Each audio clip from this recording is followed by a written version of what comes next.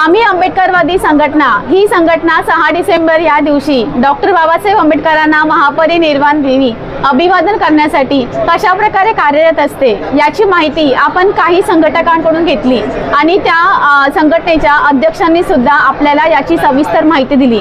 आणि आता आपल्या सोबत या संघटनेचे असे एक संघटक आहेत ज्यांच्याकडून तुम्हाला खूप जास्त चांगली प्रेरणा मिळणार आहे।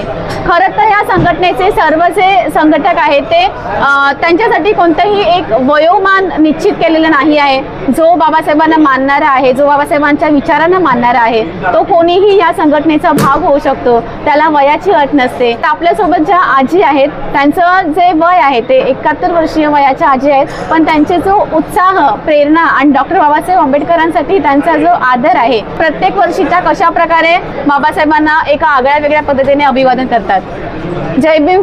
जय भीम। मी लॉकडाऊनच्या आधीपासून इथे संघटनेमध्ये जॉईन झाली आहे।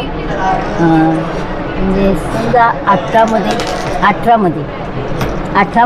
जॉईन झाली। 2018 मध्ये जॉईन झालं। हां, 18मध्ये जॉईन झाली आणि खूप म्हणजे एकदम उत्साह वाटतो की इथे संघटनेमध्ये जॉईन झाल्यानंतर। प्रत्येक वेळेला 4 वर्ष मी उत्साहाने येते आणि माझं बघून दुसरी मुलंही प्रेरित होतात। चांगलं वाटतं आणि काय सांगू, मला सांगण्याला पण शब्द राहिलेले नाही। खरंच मला खूप असं एकदम हे होतं आणि आगळ्या वेगळ्या पद्धतीने अभिवादन करतात। म्हणजे असं वाटतं की मुलांना पण चांगलं पुढे यावं, प्रत्येक वेळेला पुढे आले पाहिजे।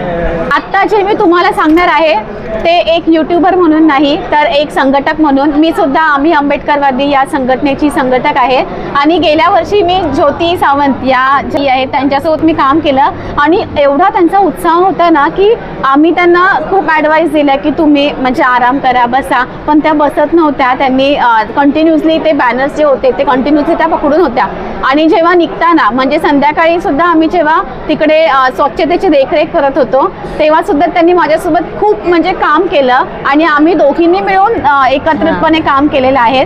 तर म्हणून आज मला तुमच्याशी त्यांची भेट करून द्यावीशी वाटली कारण त्या खरंच खूप प्रेरणादायी आहेत आपल्या सर्वांसाठी। थँक्यू। थँक्यू।